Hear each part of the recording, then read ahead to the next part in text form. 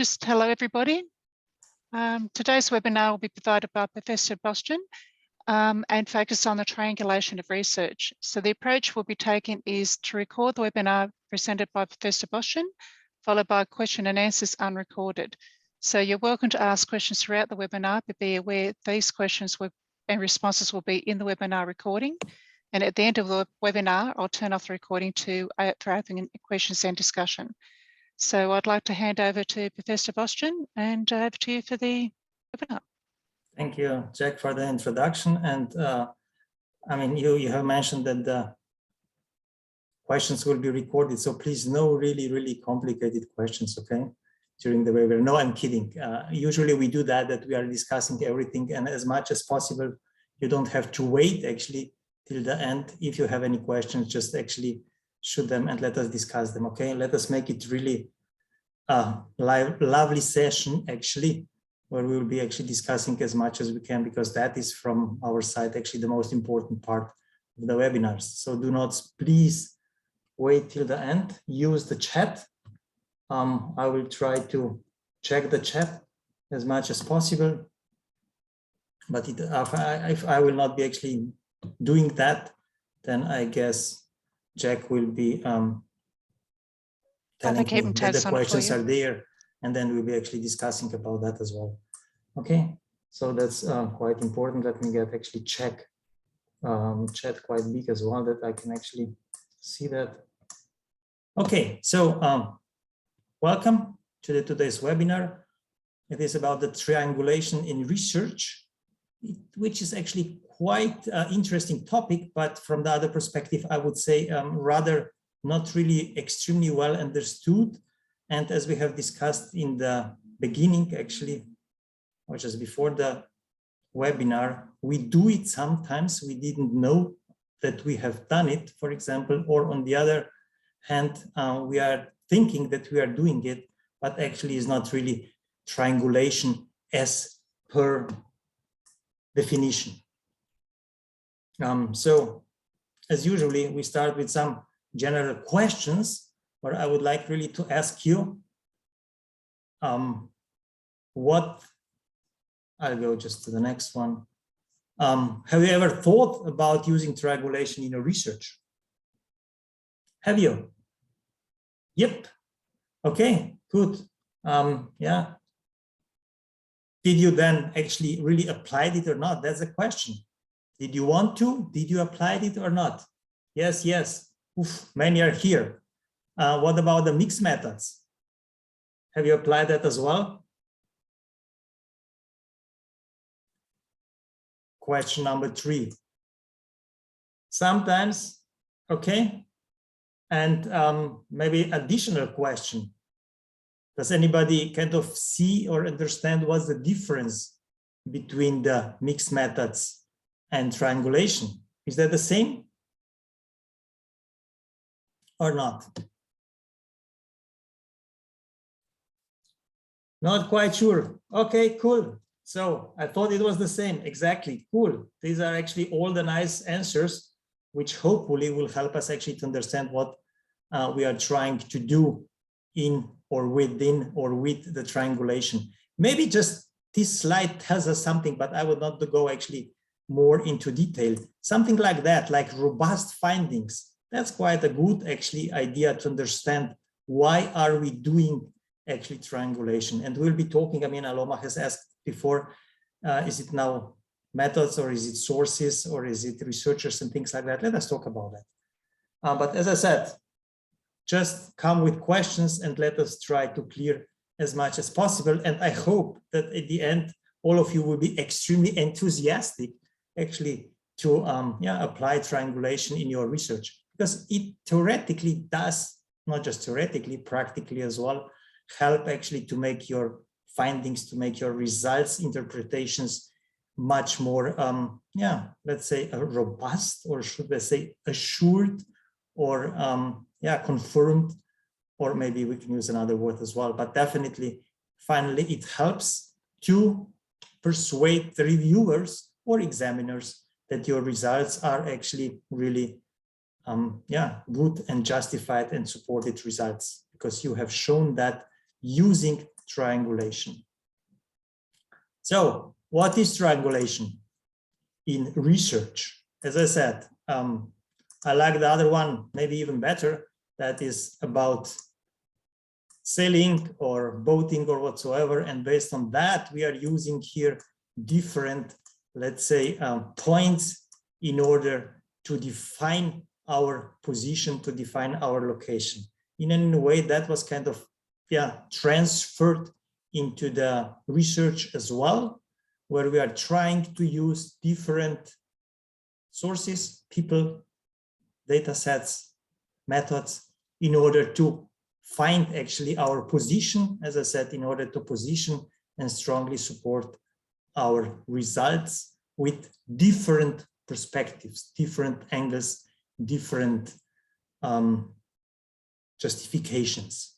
So let us go a little bit. I mean, today, unfortunately, I will be bringing quite a lot of written stuff, but I hope it won't be too boring. But let us do and let us discuss it actually as it is there. But it's quite a lot of sentences today, but still hope you will break a little bit with your discussion. So triangulation is not really an old concept. If we see that actually Campbell and Fiske have introduced it in 1995, well, within their or with their paper they have published actually, where they were discussing establishing validity, and that's why it is still quite an important, let's say, topic, the validity of our research. So in their case, it was validity of measures to application of I'll go twice with multi-trait and multi-method metrics, okay? The idea and the stress should be actually on multi, that means more than one. And that's the most important, how should I say, idea in a way behind triangulation. So as we saw here on the card, more points in order to define your position, in order to define your results, in order to support your results. And in 1966, Webb et al. Actually established the term triangulation. So that was kind of the first time where that was kind of mentioned as a triangulation in social sciences. So as I said, the main idea, the most important take actually from today is that we are trying to use different methods, different data, different investigators, researchers, different theories or frameworks in order to support the same result. Okay, once again, if you go to the picture, we are seeing that we are at one location, but we would like to have actually multiple points in order to be sure that we are really at that location. So through that, as I mentioned, the results will be kind of better justified and the confidence will be kind of established. So the idea behind it is that triangulation helps to overcome possible flaws, weaknesses, or, as you know, in qualitative research, intrinsic biases and other possible problems that might be kind of caused whenever we are using just one method or one data source or one investigator, especially in qualitative methodology. I would say that might be an issue, as well as just one single theory whenever you are actually researching a data set. So that's the idea. Multi, as we started here, it's about multi, more than one. Oop, I have to clear that now. So some definitions, but I will not bother you too much, just in order to justify that what I have just said. Triangulation is practice, is obtaining more reliable answers to your research questions through, as we said, several and different approaches. Okay, where each approach has different key sources of potential bias. So each of them we are applying actually has their problems. However, they have to be unrelated to each other. And when we are actually using different points, as we said, we'll be trying to overcome actually that problem. Cohen and Manion define triangulation as an attempt to map out or explain more fully the richness and complexity of human behavior. So that is mostly whenever we are talking about the qualitative research, that we are getting actually more richness, more rich data based on, as we said, different perspectives and different look on one data set, or getting actually data from different locations or at different times. Another view could be that we are kind of using the triangulation as a method of cross-checking the data. Once again, we are having, as I said, actually one research question, and we are kind of trying to get, let's say, data from 3 different sources in order to answer to that, to find the answer to that research question. Kind of cross-checking the data because we would like to be sure that our results are really kind of clear. As well as, I mean, Creswell said, different times and different sources, but as I said, we'll go a little bit deeper into that as well, because he always mentions corroborating actually evidence, kind of, and that's really important, like from different sources to understand and see whether they are confirming kind of the same thing. So maybe after that introduction, as I said, many times we see the triangulation as validation or verification, but from especially qualitative researchers who are maybe using it even much more than the quantitative, let's say the positivist researchers, use these techniques to, as I said before, richness, to assure that the research study is rich, getting more data, more sites, more perspectives, even more theories, more robust, more comprehensive, and definitely well developed. And as I said, let's say the main sentence maybe is a way to do research where we are using a combination of more than one research strategy in a single research study. Okay, that's important. So more perspectives within one research study. But on the other side, don't forget, many people think that that's the same with the mixed methods. As I said, that's why we'll be talking a little bit about in the last part of our webinar about that. So please do not say that actually use of mixed methods is directly linked or is even triangulation. So we will be saying these are 2 different ways to conceptualize, to interpret actually, let's say, our findings. So it is not the same. Many times, as I said, is understood in a wrong way. And we will explain that in detail, what we mean with that. So let us talk a little bit about the rationale. Why are we doing actually triangulation? As I mentioned, enriching, because you will be getting actually different, let's say, views, different information from different instruments.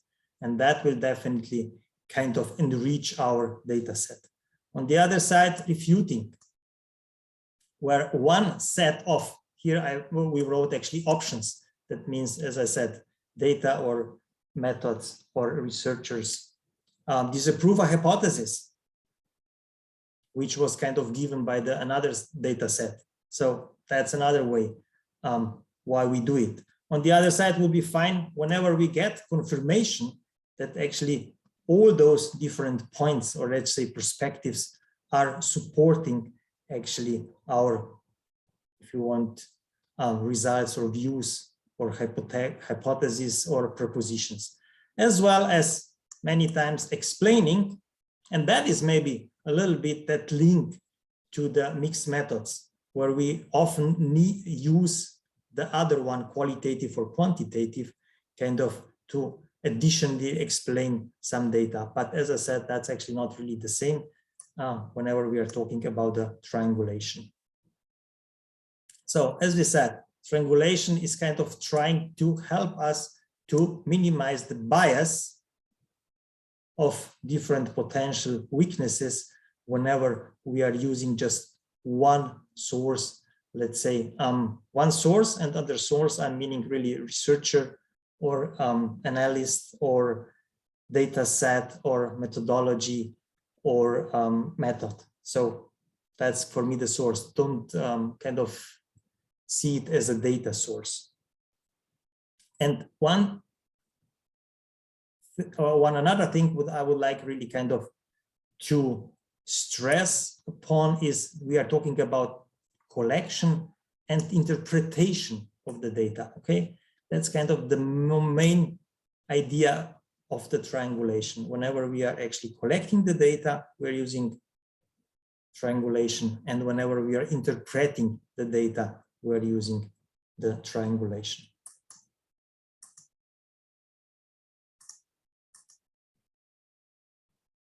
Yeah, different outcomes, which can be a result of the triangulation, are convergence. And that is actually the one we are kind of happy with, extremely happy with, because as we said, different sources, methods, investigators, researchers, or theories will be kind of supporting this single hypothesis or proposition. That's okay. Inconsistency can be another one that will be a little bit challenging for us, and contradiction as well. But as I said, in case we are then going a little bit deeper and using maybe another method or maybe another source of data, hopefully we will finally overcome those inconsistencies and contradictions and finally come to the convergence. And based on that, we'll be actually able to answer probably our research questions.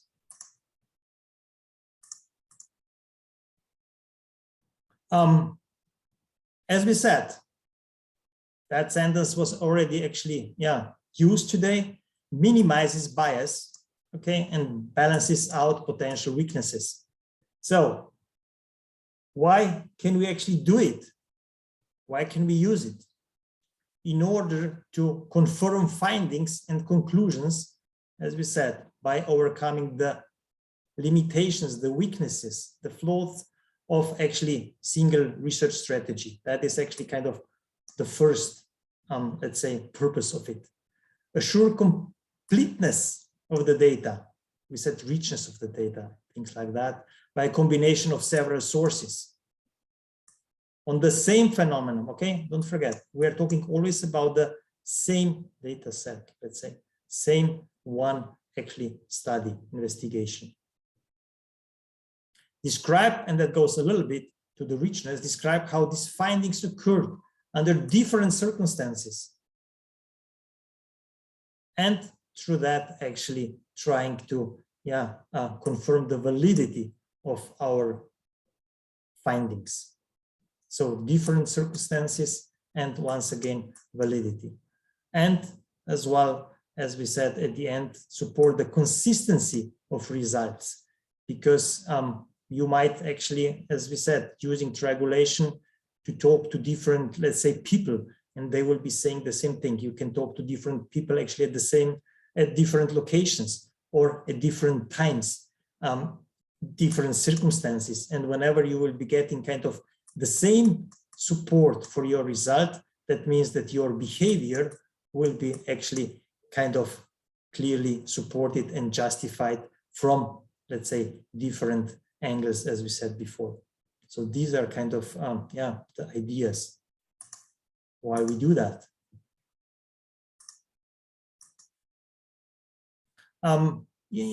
Corner mentioned something what kind of we should take care of whenever we are trying to use, or whenever we are, that's always kind of trying to use the triangulation effectively. The first thing is, as usually, but that's not just for the triangulation, actually, research question is always kind of one of the most important things of each research, so that the research question has to be clearly focused.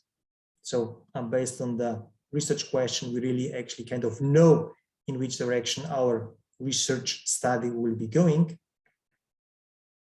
As we said, whenever we are kind of using different methods, they have to be complementary. That means they have to complement each other in order to kind of overcome, as we said, those weaknesses with the strengths of the other method. And the data collection method should be really selected based on their relevance. Okay, so they have to be relevant to that what we are kind of studying. So don't come with, let's say, method which is really actually not appropriate just for the sake of doing, let's say, a triangulation, because that makes kind of no sense. And something else, I mean, that's probably not just for the triangulation, but actually generally in research, continual evaluation of the triangulation approach. That means, are we really actually coming forward? Is the support actually using different sources useful or not, and things like that. So that is the four kind of, yeah, let's say principles which we should be kind of following when we are doing the triangulation. Are we having any questions? Not yet. It looks like we have one which probably will be covered later on to come towards the end, but just to give you the heads up of what it is. Yeah, Jane, we'll be talking about that. Yeah, mixed method is the only method for triangulation. Yep. I talk about that actually in a few minutes. So if you can repeat it once again, in case I will not be answering it completely, please do that. Okay, that we are not kind of, yeah, using time for that. So now we are coming actually to the Aloma's question, where she was asking, what can we use? And that is kind of covered through the what types are there. So Danzin suggested 4 different types of triangulation. So 4 different types which are mentioned here. Data or sources of data, that means different types of data or replication. Methods, using different research methods, or we'll say perspectives, or maybe we can say frameworks as well. This one is interesting as well, different investigators or even analysts. So when we are analyzing data, that we have actually different, let's say, specialists from different areas. Or, as we said, theory perspective, where we are talking about different theories, different theoretical frameworks, different lenses, as well as actually a little bit later in 1999, Porter mentioned that actually we could use also a combination of those 4, not all of 4, but let's say any combination of those 4 types, and that might actually lead to the multiple triangulation. And now I'll go actually a little bit deeper into each of them. And as I said, in case you have any questions, just actually let us discuss them immediately. Okay, first about data triangulation. As we said, data triangulation is linked to use of several data sources, so that we are not kind of adhering just to one data source, but we are trying actually to have more data sources. As I said, once again, think of a triangle and say data sources, I don't know, from the meetings, data sources from the history in an organization, let's say, and data sources, let's say we talk to the people or something like that. And based on those 3 perspectives, we'll be kind of coming to better results. And then Benzin, as you see, well, we are citing actually him quite a lot, describes 3 types of data triangulation. That means time, that we are collecting the data at different times, space triangulation, but once again, that's linked actually everything to data, okay? Triangulation. That means we have 3 subtypes of data triangulation. Space triangulation, that we are collecting the data at more than just one site, and person triangulation, that we are collecting the data, let's say, from more than one level of person. But don't forget, longitudinal design, research design, is not considered actually as data triangulation, because the idea of triangulation is something else. The idea of triangulation is actually that I collect, if that's time, that I collect data here, I collect data here, collect data here, let's say in here, every year or every 3 years or whatsoever, depends what is actually your goal. And then we are trying to see what is the difference, let's say, between those times, okay? That's kind of the method in order to define the difference, but that is not triangulation. Triangulation would be that we are going actually, as we said, let's say at 3 different times, and we are talking, for example, to the same people about the same thing, and based on that, we can see whether that is actually giving us any additional results, any additional support for our results or not. So that was now data triangulation.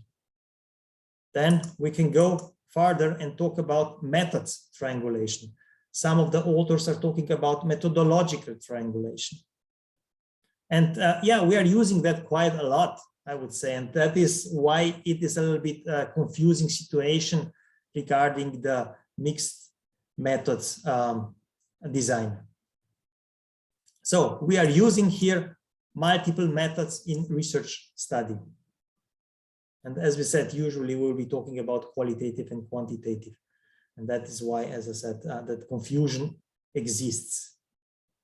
As we said, once again, the weaknesses, we would like to overcome them. So we would like to overcome the weaknesses of one method and using the strengths of the other method. That's why we are combining different methods in order to, as I mentioned before, overcome actually the weaknesses. And that, as Grace said, actually, it's potentially really a most powerful, actually, let's say, type of triangulation. That was his view, because the biases of different methods can be kind of outbalanced in a way, and that helps us really to understand and to see the data in a, let's say, more clear way. And then we have 2 types of methods triangulation. It can happen on the design level or on the data collection level. And I'll talk with the next slide actually a little bit more about that. So design level will be kind of between method triangulation, and data collection method is called within method triangulation. So let us go to the next slide to explain that a little bit in more detail. So between method triangulation is what we usually kind of do. We are using, let's say, quantitative and qualitative methods. So 2 different, let's say, methods could be simultaneously or sequentially.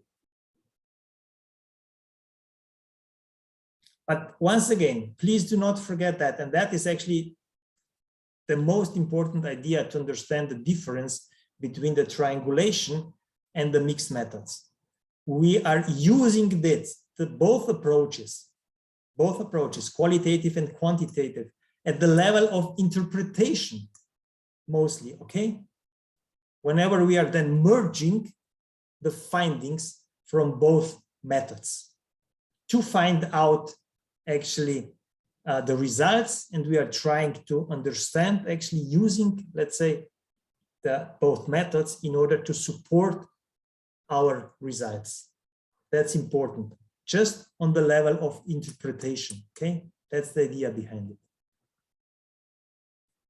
So, for example, if I'm giving you here an example, I would say we are using a questionnaire and an observation within one study in order to support the results, to interpret the results using 2 methods, let's say quantitative using questionnaire and observations using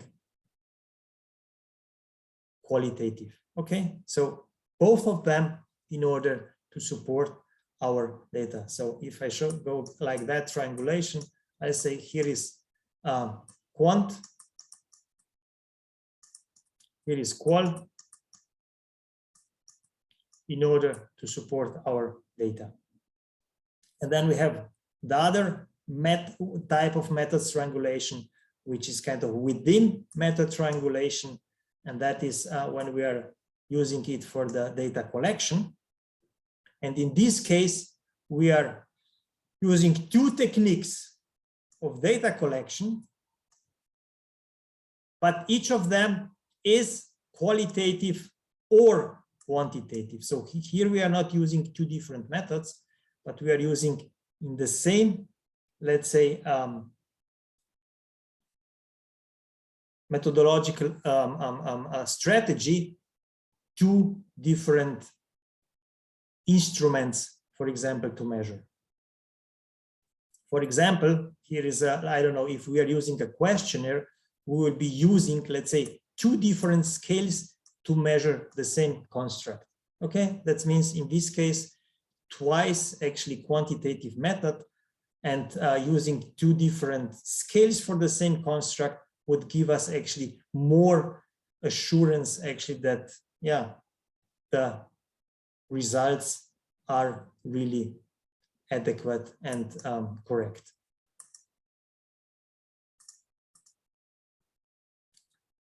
The next one is investigator triangulation. And I guess this one is used quite many times, but we even do not see it. And we don't see it and understand it kind of as an investigator triangulation. So once again, two or more researchers, two or more investigators with different backgrounds. That's important, with different backgrounds. Why? Because they have probably different expertise, and because of that, they will see the same data set from a different perspective. And that means that gives us actually kind of a better, additional, richer interpretation of the data. But what is important, what I put here is they must have a prominent roles in the study. That does not mean that, let's say, we'll be using somebody to collect somewhere a data, and he might be, I don't know, should we say a student, or he might be just supporting us because we need some guys to collect the data somewhere. No, it is important that they are kind of equally and strongly, let's say, involved in the research. That means have prominent roles, not just helping, let's say, to collect the data or do some statistical analysis or something like that. Okay, and usually we're trying actually to use the people who are, let's say, complementary in their research areas. Anyway, I mean, that's what I said, what I wanted to say before. Anyway, I mean, for a PhD research, maybe not that much, but still, what we usually do anyway, what are we doing actually? We are trying to pick two supervisors, for example. One is strong in qualitative, one is strong in quantitative, or one is rather, let's say, strong in statistics, the other one is maybe strong in conceptualization or something like that. So those people are bringing actually different views actually, and then they have you as a student, and based on all those discussions, you are kind of, performing actually with them, and together you see that they are actually, seeing the things from a different perspective. Sometimes you might kind of even suffer because of that, because you will be saying, oh my God, they see the things from a different perspective, and I have to do so much because they are pushing me. The medical doctor says something, the crazy, I don't know, quality manager says something else. So don't forget that. That's extremely important, because that will bring you actually forward. All those discrepancies, how you see them, are actually kind of a triangulation. And that's just enriching, let's say, your perspectives, and through that making your research, as we said, more robust. However, don't forget, the idea is not now, if you have those guys, to seek consensus.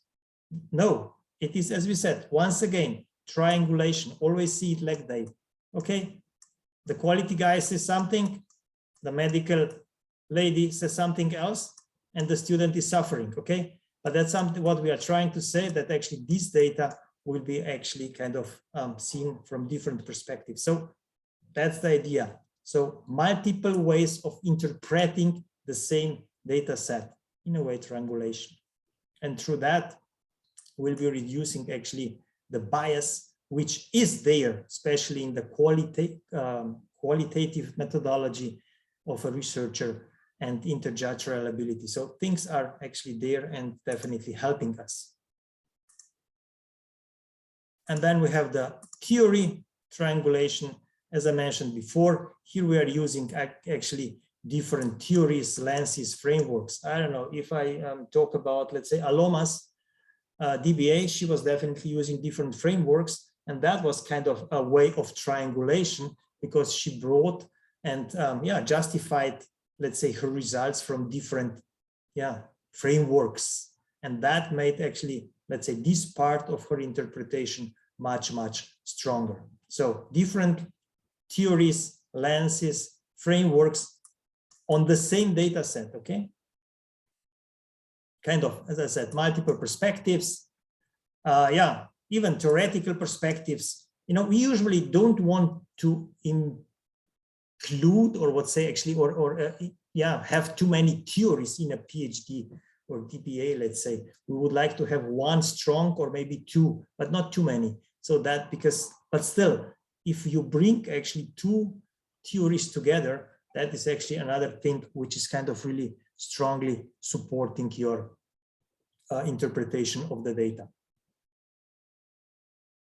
I will not go into that detail because I'm talking anyway too much. That is a little bit specific to the qualitative part. And then, as I said, that is actually the fifth type, is the multiple triangulation, where we are trying to use a combination of two or even more, let's say, triangulation techniques. That means that theoretically we would be using, let's say, multiple methods, multiple sources, or even multiple investigators within one study. We can do that as well, and actually in a way happens anyway many times. So that was kind of the fifth type. I don't know, I hope I was not too fast and too confusing, but as I see, we are still not hearing anything from you. That's not, from my perspective, kind of too good right now. But any questions, guys? Before I move to the last part, actually. Yes, I raised one question. Is this triangulation method doesn't have to always agree? It can be prove and contradict as well, right? Definitely. That was actually when they were discussing the possible outcomes. And as we said, usually it will even, usually many times it will even happen, probably in the beginning, that we are having actually some discrepancies whenever we see that. But then we have to go actually and dig deeper in order to find, let's say, the common answer. Let's say that's the idea behind the triangulation. Yes, Vostan, in the triangulation, can you add your perspectives as well, or we have to always agree with the theorist? That's a question what you are trying to do. In case you are trying, and in qualitative research, we are often trying to, let's say, establish a new theory. In case we are going actually to that, trying to find a new theory, then definitely that will be kind of even supporting us that based on 2 or 3 different theories, we are not able, let's say, to support our data. And because of that, maybe a new theory might emerge. If that was your question, I don't know. Or yes, in my case, as you know, because in my case, I originally thought that the oil crisis was having an impact on the small and medium enterprises, but my findings were that they were not. Okay, so that's what I said. But don't forget, oil crisis is not a theory in social sciences. Don't confuse that. That can be a lens, but definitely not a theory, okay? But I mentioned lenses as well. But as I said, you had different frameworks. Just that was actually regarding some other data. the other part of your data. Okay. Right. Okay. So, yeah, I will not comment actually this picture right now, but you have probably seen many times that some of your, maybe, I don't know, professors or some of your supervisors were kind of extremely focused, qualitative or quantitative, and they were fighting that each of those is actually kind of the best way of doing it. So let us go now and try to see how we can use that and how we can link that actually to the triangulation. And yeah, as I said, in this case, we will be kind of answering that question, whether now mixed methods is triangulation per se. And I mean, as I said before, definitely not, it is not. So once again, for example, in case we are talking, now we are talking about mixed methods, okay? So in mixed methods, we theoretically, let's say, are using qualitative and quantitative methods. So that's what we are usually doing. And whenever we are talking about triangulation, in this case would be methods triangulation, we are using the quantitative as well as the qualitative in order to interpret the results, okay? We can use them actually at the same time. And that's important. It is not kind of linked that this one is linked to this one or this one is linked to this one in informing it. No, definitely not. It is only used actually to justify and to support the results, okay? So different methods are used for corroboration and convergence and nothing else. That's actually probably one of the most important messages from today's webinar. That is what we have to understand, apart from the, let's say, different types which you might be using. So let us go one step further. That is what we are trying to say.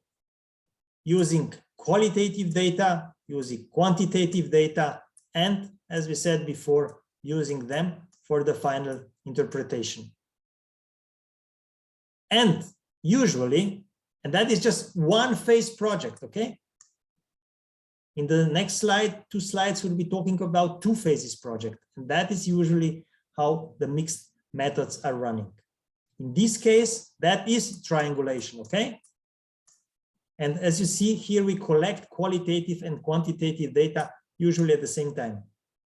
Then we compare the results from qualitative and, let's say, quantitative perspective. And based on that, we'll be then interpreting the results. And we do the analysis of qualitative data, we do the analysis of quantitative data separately. It has nothing to do with that we would be trying to link that actually somewhere or inform something or whatsoever. No go. It is really just to kind of interpret your results. So that is now triangulation.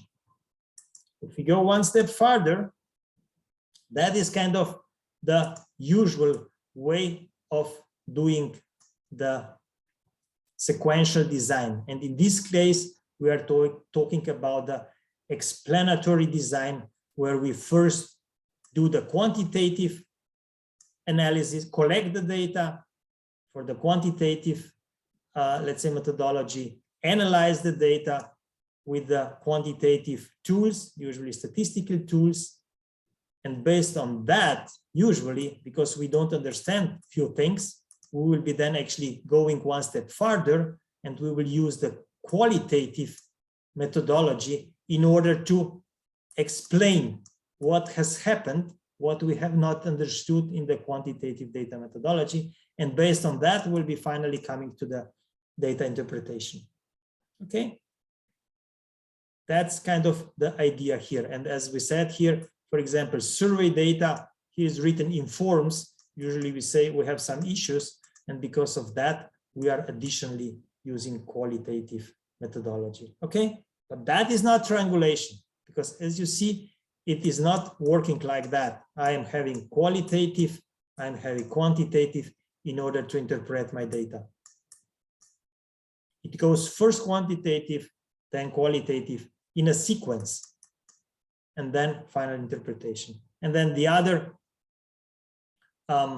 version of it, what we are usually using it, is actually that we first go with qualitative data. That has happened many times actually, and many of you have been doing it. First, to understand what's going on, because you are, let's say, researching a new topic, you would like to understand the relationships. After you have done your, let's say, focus groups or interviews, you will say, okay, now I understand actually, and I have built my, it's just, I'm talking too much, so I have to stop that.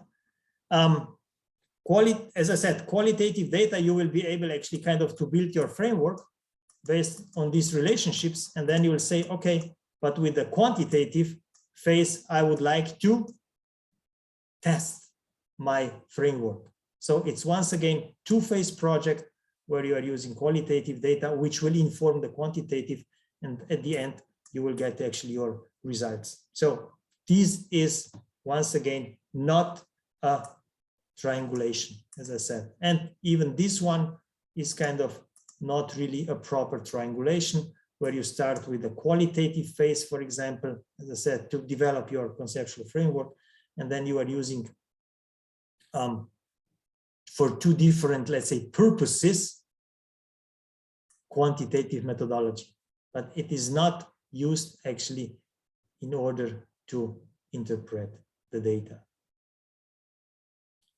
And that is actually, I guess, my last slide.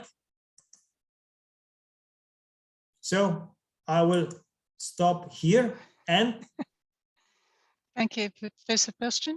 What Jack we should might do take over actually and manage okay. actually questions or whatsoever. Yep, It's now up to you. I'm in your hands. Everybody's in your hands. Thank you, Professor Bastian. What we might move on is offering some Dr. Hub and then on to hands-on exercise and open question and answers. Could you go to the next slide, please? The Dr. Hub actually offers a range of advanced courses. So one that aligns to this triangulation is research, and that's advanced course in writing up and structuring your thesis. So the advanced courses come in three formats, and that is free self-study with peer support, where you manage your progress individually or with a peer support group, and supporting each other and providing feedback. Fully tutors, where you have an allocated mentor to guide you through and provide regular feedback on your thesis content as you write, and a flexible on-demand feedback, where you only pay for the feedback as and when you need it. And that's what we use as a brain coin, and that's used on demand. You can select one or start and move through as needed for them, and the details are available on the Dr. Hub website under advanced courses. Could you go to the next slide, please? And there's another area of community as practice approach to help you move through your thesis and beyond, and that's what's called the clubs. So, for example, two that are quite suitable for participants in this webinar are the research planning, that's getting ready for data collection, and that covers exploring a range of data collection related questions and obtaining guidance on firming up your research plan before you actually start your data collection. And the events link links to related advanced courses and webinars relevant to the preparation of data collection. And a second club is, for those a little bit further advanced, is the research execution and working on your data collection itself. And that club provides a forum for considering the range of challenges and the type of issues you're likely to face when collecting and working with your data. And then also offers checks and balances to help participants not only get caught up or understand and then to get caught up and drawn into the data. So then there's links as far as say, for example, critical analysis and drawing on the literature, and an upcoming free webinar on the 26th of February on something similar. So certainly well worth having a look at both those, and they're sitting under contact and then clubs on the Dr. Hub website. And they're both offering free of charge under the self-study and a range of fee-for-service offerings such as a dedicated coach or regular feedback. Could you go to the next slide, please? So let's have a bit of a look at a hands-on exercise on triangulation and research. So really trying to embed some of that learning that we've gone through on today's webinar. And let's take about the next 5-10 minutes looking at and then following a Q&A session. So what I'll do now is turn off the recording and open up the floor to respond to the various questions posed here. So things such as thinking about your research study and Professor Bostian's webinar today, what type of triangulation would be helpful for your research study? And in answering that, could you identify your research questions or followed by which method you might use or different associated data sources? And if comfortable, what additional investigator analysis would be of support to your research, and or different frameworks or theories might be of use to your triangulation. So I'll switch off the recording and over to the audience for any response.